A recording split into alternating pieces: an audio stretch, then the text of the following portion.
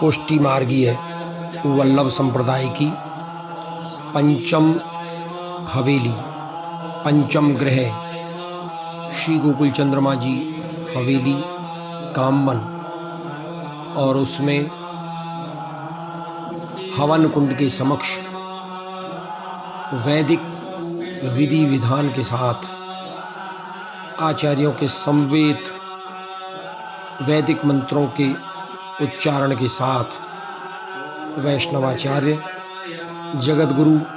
गोस्वामी श्री वल्लभाचार्य जी अपनी धर्मपत्नी, अपनी भार्या, अपनी बहू जी के साथ पुरुषोत्तम महायज्ञ में आहुति देते हुए और उनके द्वितीय आत्मज गोस्वामी श्री ब्रजांग बाबा शाकल्य के माध्यम से हवन कुंड में आहुति प्रदान करते हुए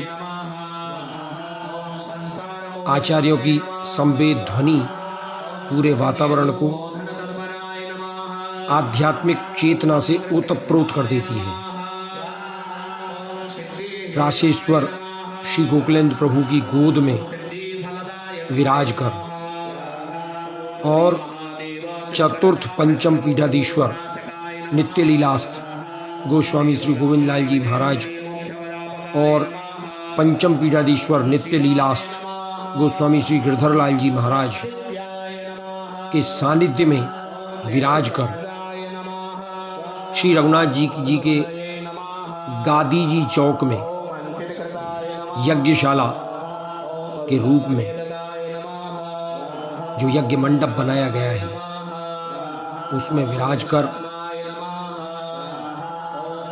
श्री पुरुषोत्तम महायज्ञ को संपन्न करना और उस पुरुषोत्तम महायज्ञ के साक्षात दर्शन करके आनंद प्राप्त करना आप वैष्णवों का परम सौभाग्य है।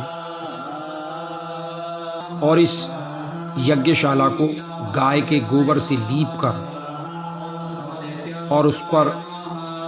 चारों ओर हल्दी की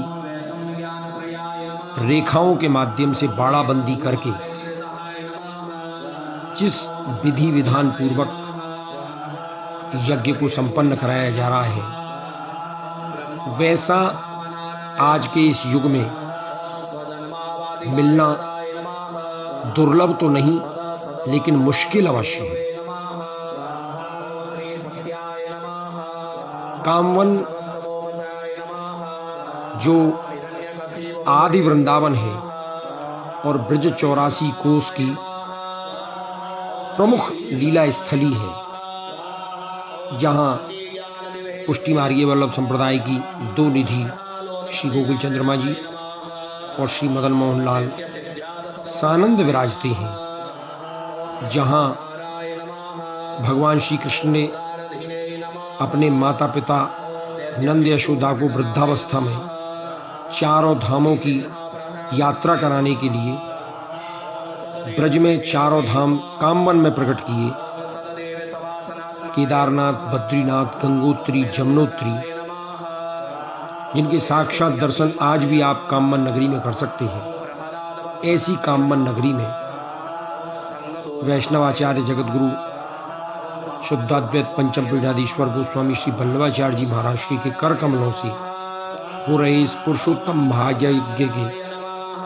दर्शन निश्चित रूप से एक आध्यात्मिक अनुभूति की पराकाष्ठा पर ले जाती है।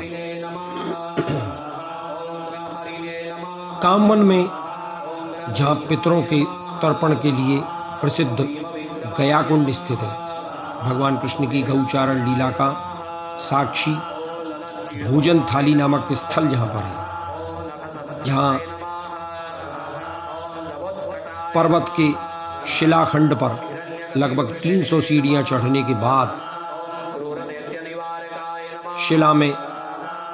स्वतः ही छपे हुए उत्कीर्णित भगवान के चरण चिन्ह भक्तवृंदों के दर्शनार्थ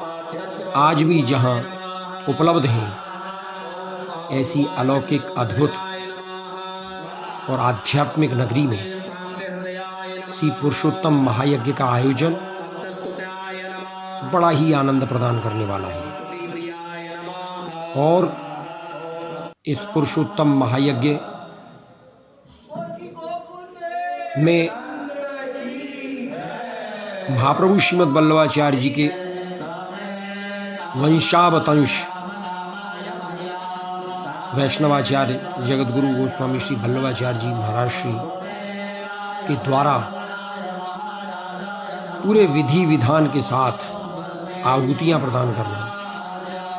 ये अपने आप में परम सौभाग्य का विषय है। और पुष्टि मार्ग में तो जैसा कि आपको ज्ञात है, 100 यज्ञों की पूर्ति पर, 100 यज्ञों के पूर्ण होने पर ही महाप्रभु श्रीमद् वल्लभाचार्य जी के पितृचरण श्री लक्ष्मण भट्टी जी को यज्ञ में से श्री मदन मोहन जी का स्वरूप प्रकट हुआ। ऐसी जहां पुष्टि मार्ग में प्रारंभ से ही यज्ञों की प्रधानता रही है, ऐसे इस स्थल पर आहिताग्नि गोस्वामी श्री देवकी नंदन लाल जी, जो शुद्धाद्वैत पंचपीठाधीश्वर गोस्वामी श्री वल्लभाचार्य जी के ज्येष्ठ आत्मज हैं,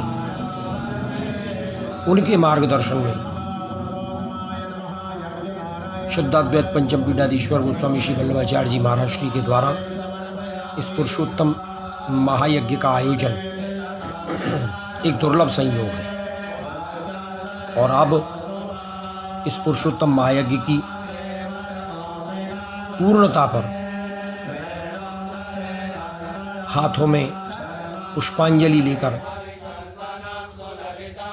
पंचपीठाधीश्वर गोस्वामी श्री वल्लभाचार्य जी महाराज श्री अपनी भार्या